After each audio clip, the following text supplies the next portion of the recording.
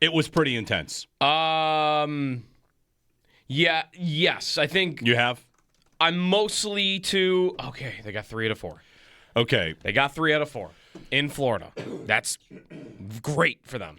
It's great. That's great in general. I don't know the last time I could say they probably would have done that, especially in games where they've played on back-to-back nights. Do teams always have to play back-to-back nights, by the way, in Florida? No. Okay. So one of those teams doesn't always get an advantage of a team going on a back-to-back? Fine. Yeah, I don't think so. I'm still coming down from bewilderment and anger in the moment on what Peyton Krebs was doing in overtime. Okay.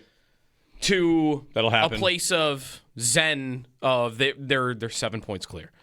They got a 7 point. points clear. They played the best team in the Eastern Conference. I was going to say, could I say on the road, playing the night before. Colten Chaos is in net.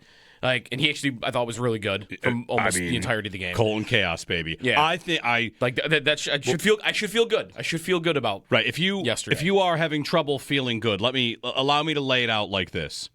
So you're telling me this is to a person that's going to say like, well, I really feel like they should have gotten to. So you're telling me that your team went on the road, played a back-to-back with a third-string goalie, your third goalie, and played a team that has won 18 of 20, 18 of 19. Yeah. And they couldn't beat you without going to the bonus area of the game. And then it took until 4.5 of the 5 minutes of the bonus time and a breakaway. And you lost your 1 point like that. And you're thinking, oh, man, really? We should have gotten 2. Like, I get it. It's that, and it's also having the lead with 25 seconds to go. Fine. And when it was 3-3 and they're on the power play, I would have taken a point. This power play, I agree with that. I would have taken a point. And I stand by it. And they also, I thought in overtime, you know where the talent gap really looked like it was obvious to me was overtime. Overtime, I like Ryan McLeod. I got a little too much Ryan McLeod in overtime. Is that wrong? Yeah. I like him because he's their best skater. I know he's fast. He is the fastest player on the team. I know he's fast. Overtime, you got to be a finisher, right? You got to be a really great finisher. And they're rolling out Kucherov, and it's a Gensel breakaway. Yeah. And when they're healthy, Braden Point. Yes. I thought when I was in overtime, when they're in overtime, and I'm watching, I'm thinking, I'm waiting for Tage shifts. I don't know who's going to beat a goalie, but Tage. And Dahlin's out there, and that's good. And Byram, he had a clean look. Didn't beat him. He did. There were a bunch of good. I don't mean to say that in any way about like a bad thing about Ryan McLeod. I like having a speedy skater, but the whole time I'm thinking like, man, I found myself wondering if Jarmo watches that game and thinks, this is where I'm missing a top 6 guy. This is where I want one more finisher in my lineup. A guy with like an all-world shot and release. Sure. Right. For lack of a better person here, like Panarin, who might get moved to a team, like having him out there, having a Patrick Kane, who he probably won't get traded because he's on Detroit and they're good. But where's my finisher? And I don't need that for the regular season. Do I even really need that in the playoffs? I think the answer to that is yes. And I don't want to make a trade based on 3-on-3, which doesn't happen in the playoffs. Correct. Right. But there are times in that game when it felt like, the Sabres are weathering the storm a little bit, and the Lightning are just like buzzsawing at Colten Chaos. So, hey, I'll take it. I'll take it. I thought that it was another game where I would have fully been prepared had they lost 4-1 to say like, whatever, no big deal. Yeah. And instead they took him to the wire. So no moral victory, actual point. You are in a playoff spot. Every point matters. To get to 100 points for the season, they have to go 14-10-2. That's it. To get to 100. And 100 is, I'm sure, above 50-50. 100's got to get in. Yes. Yeah, like they yesterday are above 80% to make the playoffs on every site I could find except for one, Money Puck, where they're like 75%. Like they're going to have to do a job in the other direction to find a way to miss the playoffs. Like it would have to be a collapse at this point. So the point helps you in not having that happen. Yep. Right. So it depends where you look at it. From the 10-minute mark of the third period, well, actually, they had the lead then, too, I guess. After the Lightning tie it, when you're 2-2, would I have taken a point? Absolutely. Yes. 1 minute to go. Like, yeah, there is a little bit of get it home, and why am I leaving Radish wide open at the point? I think that was Krebs, too. And the night before maybe earned them 2 points, right? Sure. So maybe it evens out because he had a 3-point night, one of his best games as a Sabre. But I think he is the culprit on the game tying goal by not chasing out to the point. Maybe it's Tuck too. It was one of the two that should have been out there. And then in overtime, I mean, he's looking up in the air, looking like he's a 3-year-old playing t-ball, looking up for butterflies. I don't even know what he on earth could have possibly been trying to do. It's not like he's taking a risk to have the puck jar free and then go take a shot because Tuck is standing there. Right.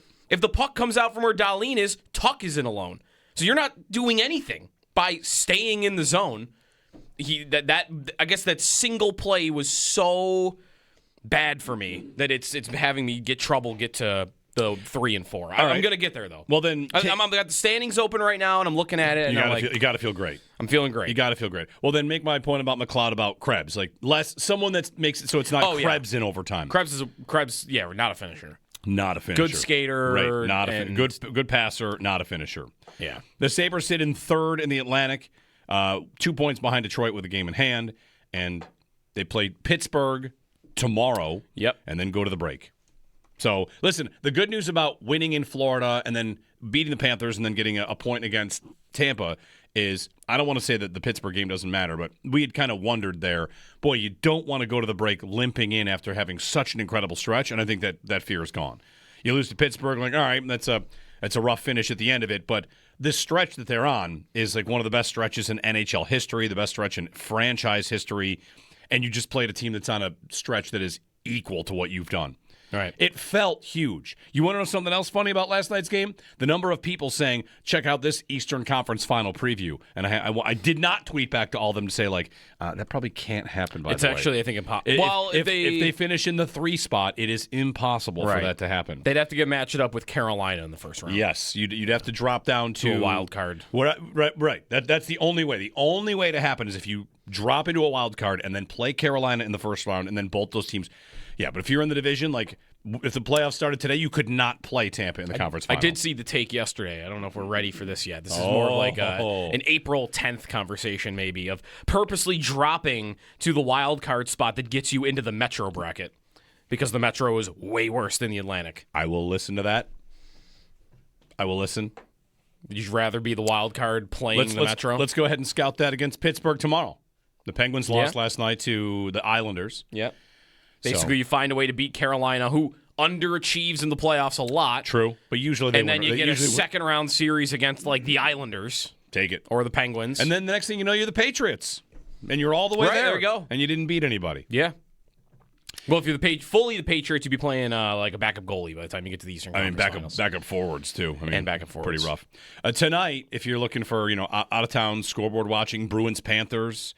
Montreal plays in Winnipeg. Yep, that's a big one. The Red Wings play in Utah. Yep. So lots of scoreboard watching out there. And then on Thursday, 7 games, the last set of games before the break. The Sabres will play, of course, against the Pittsburgh Penguins, Ottawa and Philly, the Capitals.